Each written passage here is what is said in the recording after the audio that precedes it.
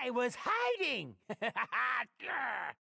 Alrighty, so I was working on a montage, but the clips weren't really coming together, so I decided, hey, let's just make this instead. Okay, this is gonna be a habit revolving around you wanting to recall. Let me just like play the clip as we just talk over the clip, you know. So basically, one thing that kind of stuck out to me a long time ago was COG's head coach. I think it was Zix, right? He said, when something is going on the map, make yourself a part of the play, right? He's telling this to COG's team.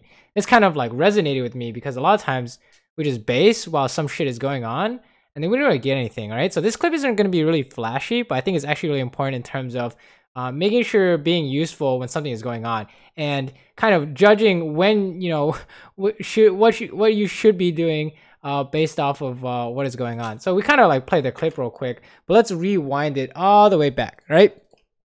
Here's the idea. Something is going on the map, all right?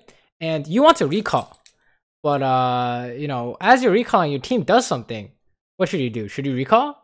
Here's the thing, is if you recall, like here, let's say for example, team's invading and you recall here, you're literally not doing anything. In fact, you're just almost AFK. You're basically AFK. You're going home, you're AFK, right? Versus if you stay while your team is doing something, you can get something out of it, hopefully, right? So in this example, let me pull out the pen here. In this example, we can stay, get a plate, or just this plate, and then get a wave. Versus base, get nothing. Because by the time we're coming back, this fight is already over.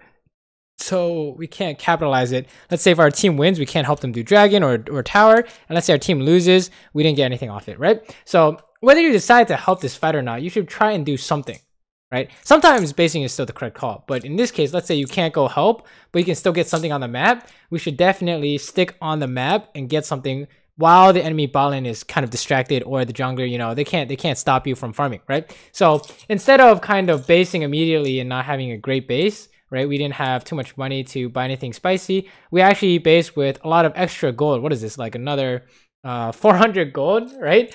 300, 400 gold, and we can actually buy a much better buy. For example, here I bought boots, vamp scepter, and a dagger. Whereas before I would have to choose between boots and the vamp scepter, okay? So the habit is, as you're recalling, something is going on, ask yourself, can I make myself a part of this play?